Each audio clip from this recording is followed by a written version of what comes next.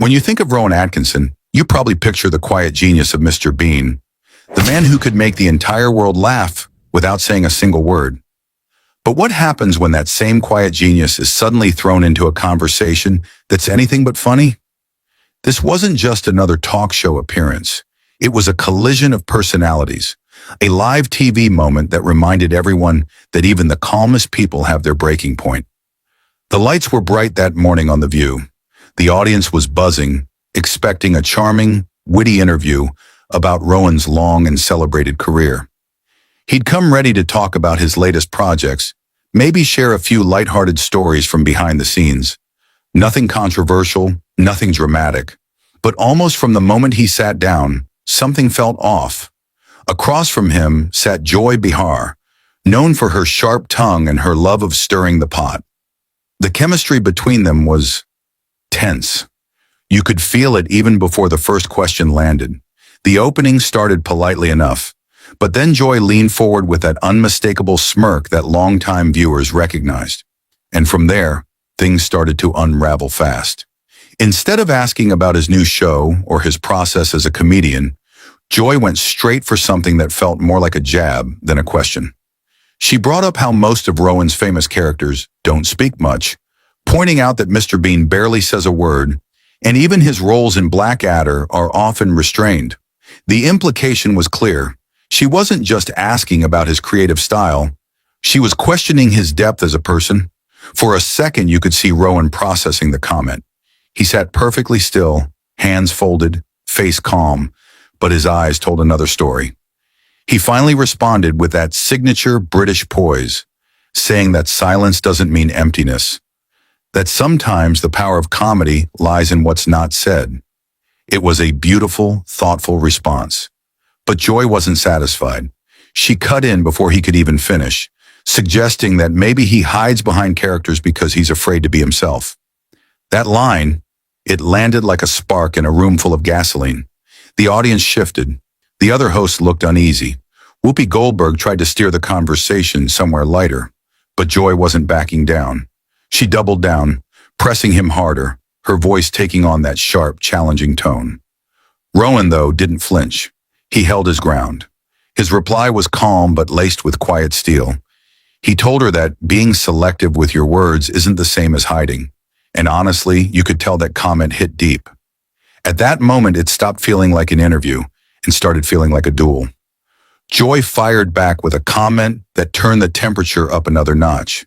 She mocked his work, saying he built a career acting like a child because it's easier than having adult conversations.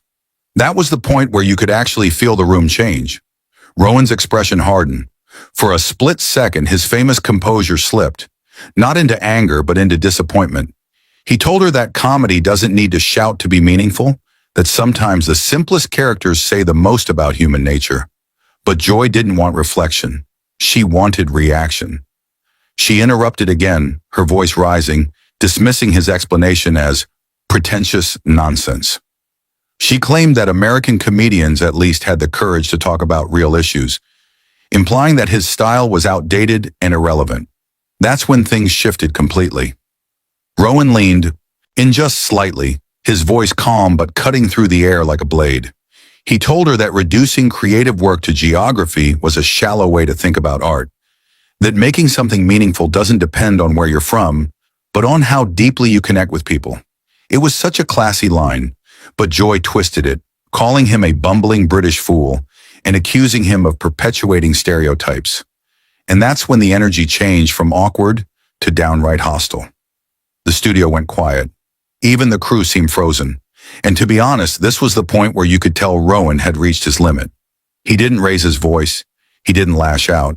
He just looked at her, calm, deliberate, and said, "You seem to confuse sophistication with misery." And that's when it became clear. Joy hadn't just misunderstood his work. She had never really tried to understand it in the first place. He went on to explain what British humor really is, that it's about finding grace in chaos, humor in imperfection, and humanity in failure. But Joy wasn't listening. She jumped in again, saying there's nothing graceful about watching a grown man struggle to put on pants or wreck a department store. That was the breaking point. Rowan's voice dropped. quieter than before, but heavier. He told her that the reason people love Mr. Bean is because he reflects all of us, our awkwardness, our confusion, our persistence, that he doesn't give up, even when the world doesn't make sense. And that, he said, was the whole point. It was such a powerful moment. You could hear a pin drop in that studio. And then he said something that completely changed the energy in the room. He told Joy that her inability to see the depth in his work said more about her than about him. That line hit like thunder. Joy's expression shifted instantly. She wasn't used to being challenged like that on her own turf.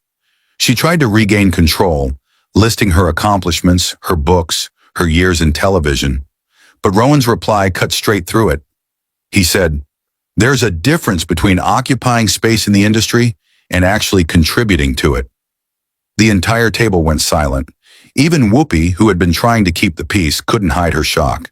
And honestly, I think that was the moment everyone realized just how badly this had gone off the rails. Joy's frustration boiled over.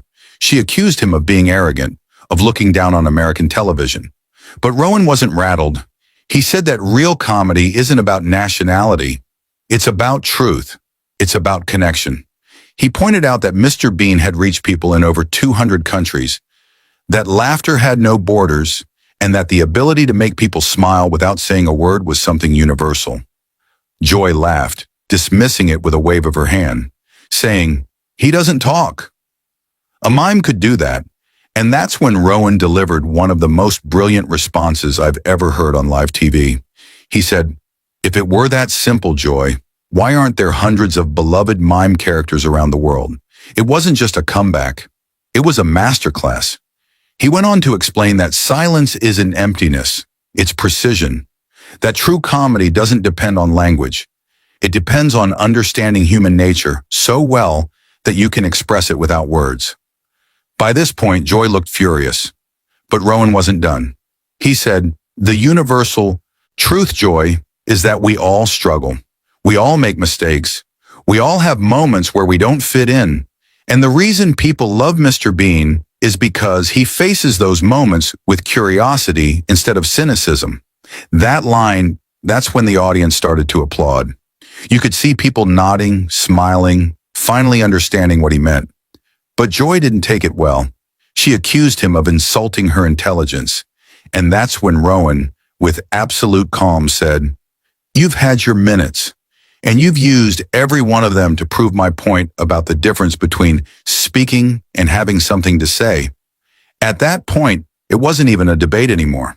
It was a lesson. Rowan's final remarks were calm but devastating. He told her that the real tragedy wasn't her dislike of his work. It was her refusal to even try understanding it, that she had an opportunity for a real conversation, but instead turned it into performance. And then he said it. "I came here expecting a conversation. What I found was a performance, and not a very good one." That was the moment the air went completely still. Joy tried to recover, but the damage was done. She lashed out one more time, calling him a has-been and mocking his career. But Rowan didn't rise to it. He stood, adjusted his jacket, and said something that perfectly summed up the entire exchange. "My commitment was to an interview, not to serve as a punching bag for someone else's insecurities." Then he calmly thanked the other hosts, nodded to the audience, and walked off the set. The studio stayed silent for several seconds after he left. It wasn't awkward. It was stunned respect. Even people who weren't fans of his work could feel that something powerful had just happened.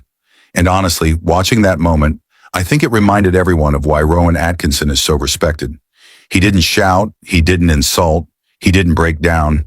He simply showed the difference between ego and intelligence. He showed what it means to stand your ground with grace. In my opinion, that moment wasn't just about a tense TV exchange. It was a reminder that sometimes silence, dignity, and self-respect speak louder than any words ever could.